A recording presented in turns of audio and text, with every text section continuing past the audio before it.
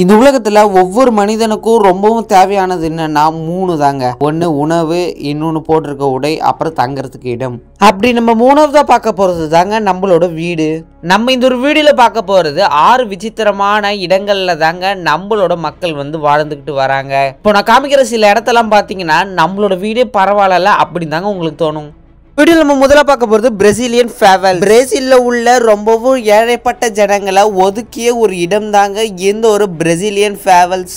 இதே பொருள் கிட்டத்தட்ட ஒரு கிராமம், ஒரு டவுன் மாதிரி மாறிடுச்சு. இது ஒரு டெவலப்பிங் கண்ட்ரின்னு இப்போ சொல்லிட்டு வராங்க. இது கிட்டத்தட்ட 1000 பேர் மக்கள் வாழக்கூடிய ஒரு சின்ன ஒரு இடம் தாங்க இது.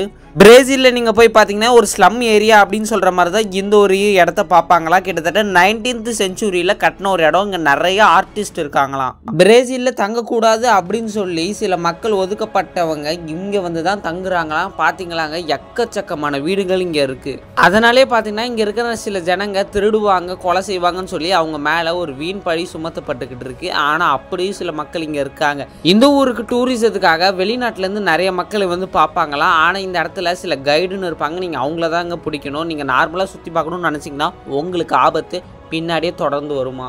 பிரேசிலில் இருக்கிற இந்த ஒரு பிரேசிலியன் ஃபேவல்ஸ் அப்படின்ற இந்த ஒரு இடம் ரொம்பவும் ஃபேமஸாங்க. இங்கே கிட்டத்தட்ட குட்டி குட்டியான நிறைய ஆர்டிஸ்ட்டும் அவங்களுக்கு ஏற்ற மாதிரி நிறைய ஸ்ட்ரீட் ஆர்டிஸ்ட்டும் இருக்காங்க. அது மட்டும் இல்லாமல் இங்கே 1000கணக்கான குட்டி குட்டி வீடுகள் இருக்குது. ஒரு வீடியோ நம்ம 2வதா பார்க்க போகிறது ஃப்ளோட்டிங் வில்லேஜஸ் இன் கம்போடியா. கம்போடியா நாட்டின் மிதக்கும் நகரம். இந்த ஊருக்கு நீங்கள் வந்துட்டா நிறைய படகு இருக்கும். அதெல்லாம் பார்த்துட்டு நீங்கள் என்னடா மீன் நிறைய பிடிப்பாங்களான்னு பார்த்தீங்கன்னா அதெல்லாம் கிடையாதுங்க. இதெல்லாமே அவங்க வீட்டுக்கு போகிறதுக்கான ஒரு சின்ன ஒரு போட். இந்த ஒரு போட்டு மூலமாக தான் அவங்களோட வீட்டுக்கு போக முடியும். அதாவது கம்போடியா நாட்டிலையும் சில ஏழை ஜனங்களுக்காக கட்டப்பட்ட ஒரு இடம் தான் எந்த ஒரு ஃப்ளோட்டிங் வில்லேஜஸ் இன் கம்போடியா. இங்கேயும் வந்து பார்த்தீங்கன்னா ஒதுக்கப்பட்ட ஏழை ஜனங்க தாங்க அதிகமாக வாழ்வாங்க. இவங்க வந்து போக்குவரத்துக்கு அதிகமாக போட்டை தாங்க யூஸ் பண்ணுவாங்க. இந்த ஒரு மரப்படகு, பிளாஸ்டிக் படகு தான் அவங்க யூஸ் பண்ணுவாங்க. அது மட்டும் இல்லாமல் இவங்க ஒதுக்கிட்டாங்களே அப்படின்னு சொல்லி ரொம்பவும் சோகமாலாம் இல்லாமல் இவங்களுக்கும் தனியாக ஒரு ஏரியாவை ரெடி பண்ணி இந்த மக்கள்லாம் சந்தோஷமாக இங்கே வாழ்கிறாங்க. மழை காலம்லாம் வந்தால் தாங்க இவங்களுக்கு ரொம்பவும் ஆபத்து. இவங்களோட வீடு நிறைய பேருக்கு இடிச்சிட்டு போயிடும் அப்படியே தண்ணியில். இந்த ஒரு ஃப்ளோட்டிங் வில்லேஜும் பார்க்க நிறைய டூரிஸ்ட் வெளியிலேருந்து வருவாங்களா. அது மட்டும் இல்லாமல் இவங்க ஏதாவது ஒரு கடைக்கெல்லாம் போகணுன்னா இந்த படகுலேயே சில பேர் கடையெல்லாம் ரெடி பண்ணி வச்சுப்பாங்களா, அவங்கள்ட்ட இருந்து வாங்கிப்பாங்களா. இங்கேயும் பார்த்தீங்கன்னா சர்ச்சு, ஸ்கூல்லாம் இருக்குங்க.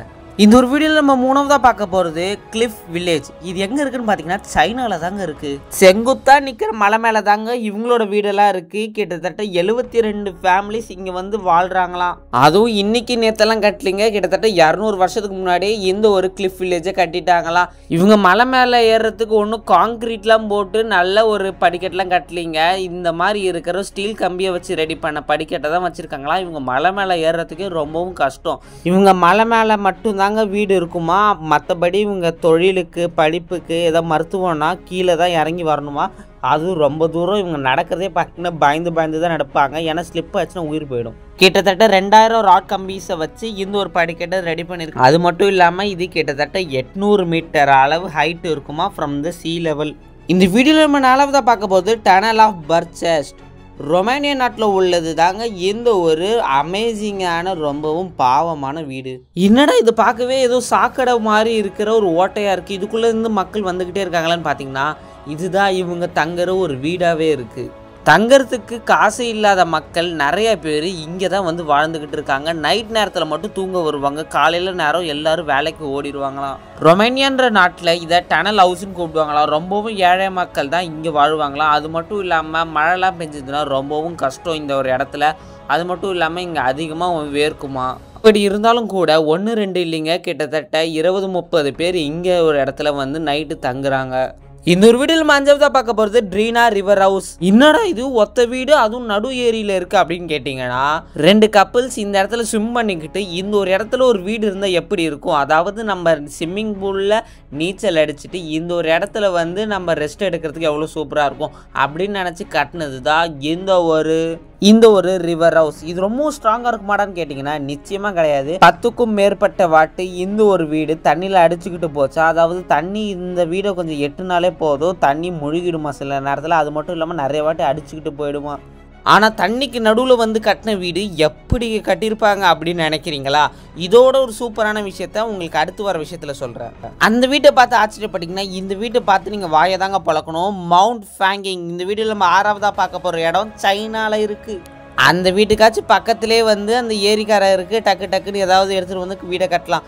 இந்த ஒரு வீடை கட்டணும்னா நீங்கள் கிட்டத்தட்ட 100 மீட்டர்ஸ் மலையிலேருந்து ஏறி இன்னொரு மலைக்கு வந்தால் தான் இப்படி ஒரு வீடியோ நீங்கள் கட்ட முடியும். அது மட்டும் இல்லாமல் ஒரு ஆளால் கட்டிடவே முடியாது. அது மட்டும் இல்லாமல் இந்த ஒரு வீட்டுக்கு நீங்கள் ஏறி போகிறதுக்கு உங்களுக்கு மனத்தெம்பும் மன தைரியமும் இருக்கணும். ஏன்னா இது ரொம்பவும் ஹைட்டாக. இங்கே ஒரு வீடு இருக்காது, மொத்தம் 2 வீடு இருக்கும். அந்த 2 வீடு இணைக்கிற மாதிரி நடுவில் ஒரு கனெக்டர் இருக்கும். அந்த கனெக்டர்லேருந்து நீங்கள் கீழே பார்த்தீங்கன்னா கொலைலாம் நடுங்கிடும். அவ்வளோ அளவு ஹைட்டாக இருக்கும் இந்த ஒரு இடம். ஆனால் அங்கேருந்து பார்த்தீங்கன்னா செம்மையாக இருக்கும் வியூ. நீங்கள் இன்ஸ்டாகிராமில் ஸ்டோரி ரீல்ஸ்லாம் எடுத்து போடலாம், வியூஸ் எல்லாம் பிச்சுக்கும். ஓகே வியூவர்ஸ், இன்னைக்கான வீடியோ முடிஞ்சிச்சு. வேறு ஏதாவது டாப்பிக்கில் வேணும்னா மறக்காம கமெண்ட்டில் கேளுங்க. இந்த வீடியோ பற்றி லைக் பண்ணுங்கள், ஷேர் பண்ணுங்கள். மறக்காம நம்ம சேனலை சப்ஸ்கிரைப் பண்ணுங்க. நாங்கள் போடுற வீடியோ அடுத்தடுத்து வந்துகிட்டே இருக்கும். இன்னொரு சூப்பரான வீடியோவில் பார்க்கலாம். Tata bye bye, see you.